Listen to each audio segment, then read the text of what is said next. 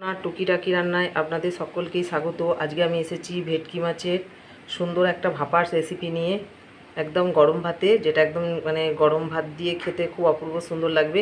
তাহলে বন্ধুরা আসুন দেখে নিই আমি কেমন করে বানাচ্ছি। আজ আমি ভেটকি মাছের সুন্দর একটা ভাপার রেসিপি করব। ঠিক আছে, এখানে আমি দুখানা ভেটকি মাছ নিয়েছি। আর ভেটকি মাছগুলো পুকুরের ভেটকি মাছ, মানে আমাদের পুকুরের নয়, একজনদের পুকুরের ভেটকি মাছ, একবারে মানে টাটকা, তারা তুলে নিয়েই ধরে দিয়ে গেছে আর কি। তাহলে আসুন প্রথমে আমি ভেটকি মাছগুলোকে সুন্দর করে বেছে ধুয়ে নিই।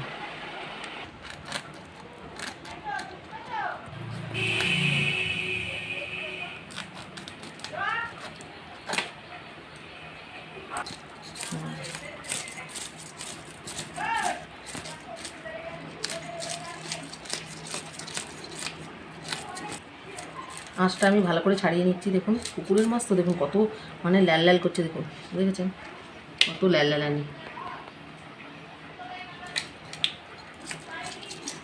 মুড়োগুলো তো দেবো না ভাপাতে, শুধু এই মাছটাই নেব।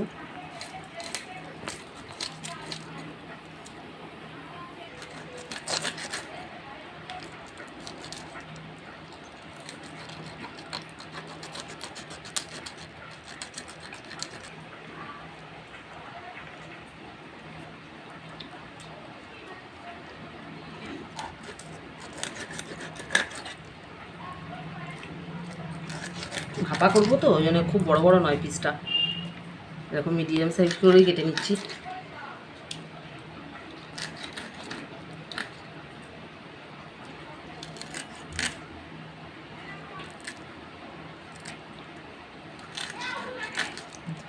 এই একটাতেই আমার ভাপা হয়ে যাবে, আর একটা মাছ থাকবে, এইটা আমি পাতুরি করব। এই পাতুরিটাও আপনাদের সঙ্গে আমি শেয়ার করব। এবার বন্ধুরা দেখুন, এবার একটা আমি টিফিন কৌটো নিয়েছি। টিফিন কৌটোর মধ্যে আমি দিয়ে দিচ্ছি এই যে সর্ষে বাটা, পোস্ত বাটা আর কাজু বাদাম বাটা। এর সঙ্গে দিয়ে দেবো আমি লঙ্কা গুঁড়ো, হলুদ গুঁড়ো, নুন। এবার দেখুন আমি এই সর্ষে, পোস্ত, কাজু বাদাম বাটাটার মধ্যে দিয়ে দিয়েছি লঙ্কা গুঁড়ো, এই লঙ্কা গুঁড়ো, হলুদ গুঁড়ো, গরম মশলা আর হচ্ছে নুন দিয়ে আমি একটু জল দিয়ে দিচ্ছি।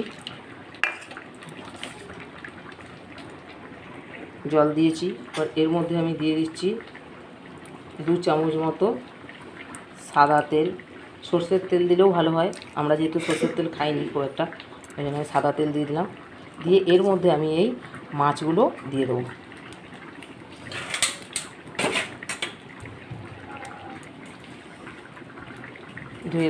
ধুয়ে পরিষ্কার করে রাখা মাছটাও দিয়ে দিচ্ছি।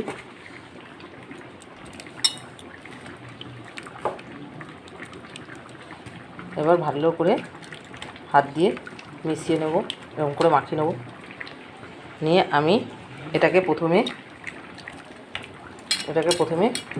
মিনিট 10-15 জন্য রেস্টে রেখে দেব।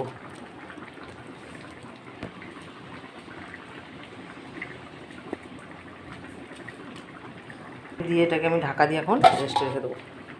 এই যে দেখুন, একটা কড়ার মধ্যে আমি জল গরম করতে দিয়ে দিয়েছি, আর এইখানে আমি এই মাছটাকে ভালো করে ঢাকা দিয়ে ওই গরম জলের মধ্যে বসিয়ে দিয়ে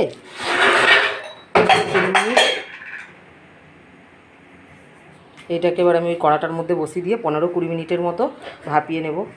আর একদম দেখবেন কম সময়ে আর খুব তাড়াতাড়ি মধ্যে হয়ে যায়। উপর দিয়ে চাপা দিয়ে দেবো, দিয়ে তাহলে ফিরে আসছি 20 মিনিট বাদে। বন্ধুরা দেখুন 20 মিনিট হয়ে গেছে আর ভালো করে ভেপে গেছে।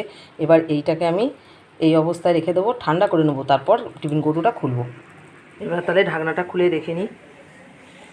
দেখুন বন্ধুরা একদম কমপ্লিট হয়ে গেছে, কত অল্প সময়ের মধ্যে হয়ে যায় আর খেতেও লাগে।